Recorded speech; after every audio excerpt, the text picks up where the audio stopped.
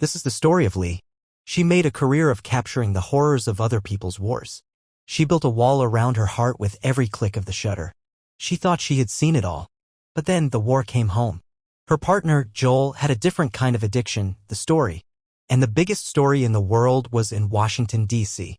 An interview with the president of a fractured United States before the capital fell to the secessionist Western forces.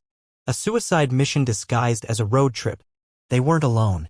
Sammy, a veteran reporter, a man who believed in the power of the written word even as the world burned, decided to go with them.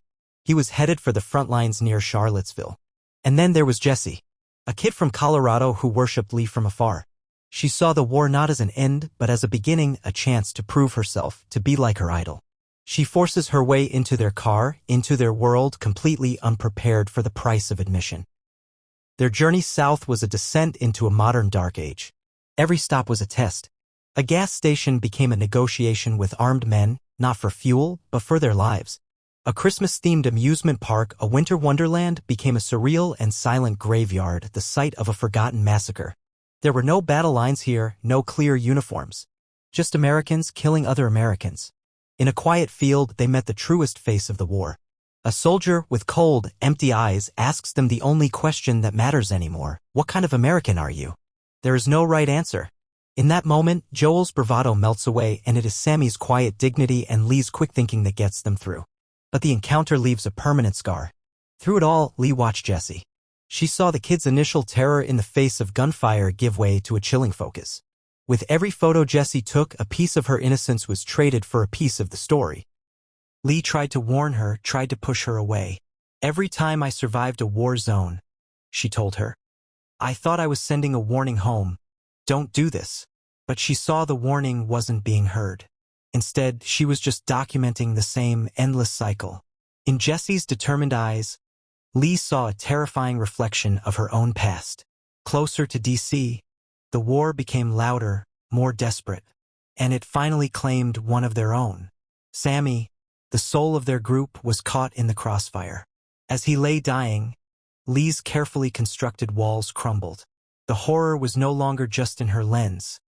It was real, and it was devastating. The loss shattered them, but it propelled Jessie forward, hardening her resolve. Washington, D.C. was the heart of the beast. The final battle was a symphony of chaos and destruction. Bullets tore through monuments to a forgotten peace. And in the middle of it all were the journalists, driven by instinct. Joel, on the hunt for his quote. Jessie, now a seasoned combat photographer, moving with a terrifying fearlessness. Lee was fading. The ghosts of all the wars she had photographed were finally catching up to her. As they cornered the president in the Oval Office, she saw Jessie step into the line of fire, focused only on her camera, just as Lee would have done. In one last, selfless act, Lee did the one thing she hadn't done in years. She stopped being a photographer and became the story. She took the bullet meant for Jessie. Her final image was not through a lens, but of the young woman she had tried to save and perhaps had created. As soldiers stand over the captured president, Joel, ever the reporter, gets his quote, a pathetic plea for life. Then the gunshots. And Jessie, without hesitation, steps forward. She captures the final, grotesque image, soldiers posing with their prize, a dead president in the heart of a dead nation. It is a perfect photograph. A masterpiece of horror. Text prompting viewers to comment and subscribe. Don't forget to like this video and subscribe for more updates on this developing story.